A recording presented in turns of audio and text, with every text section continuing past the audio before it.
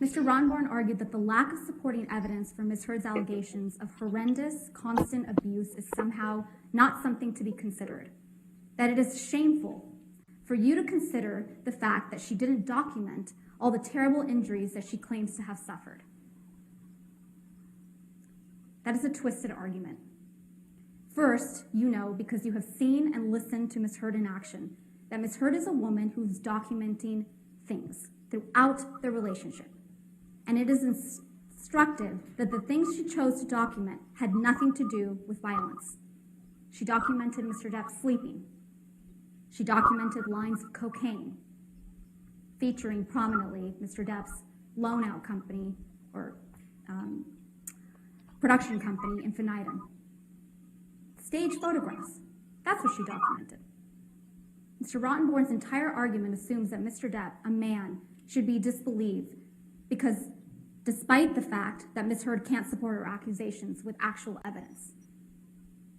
What we have put to you, the jury, is not that because Ms. Heard didn't take enough pictures or tell people about abuse that it didn't happen.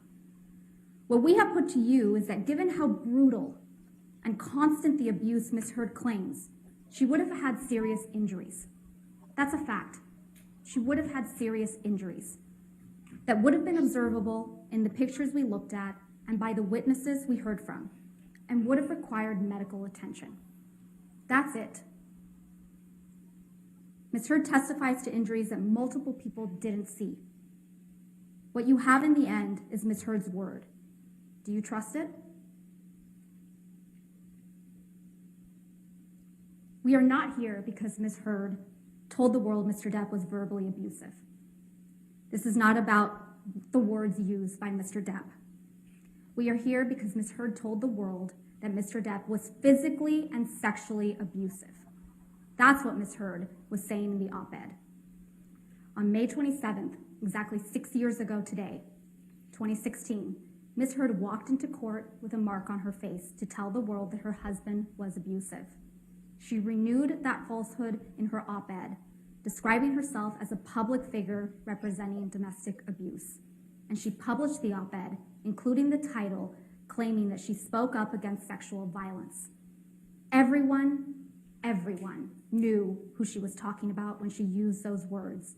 She was alleging physical and sexual abuse. She was not alleging emotional or psychological abuse. She was alleging physical and sexual abuse. Ms. Heard cannot run away from her own allegations now. You have all heard the evidence of what she alleged against Mr. Depp in 2016, and you have all heard her incredibly dramatic, over-the-top story of physical and sexual abuse. That story was a defamatory lie. Ms. Heard tried to argue that you only need to find that Mr. Depp might have touched Ms. Heard once in order to find in her favor, because that makes her a victim of abuse. But common sense should tell you that you can't pick and choose Ms. Heard's allegations. You saw her on the stand. We all did. She gave the performance of her life, telling you story after story of abuse.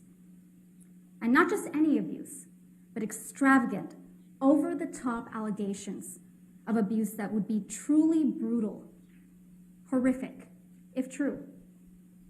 You either believe all of it or you believe none of it.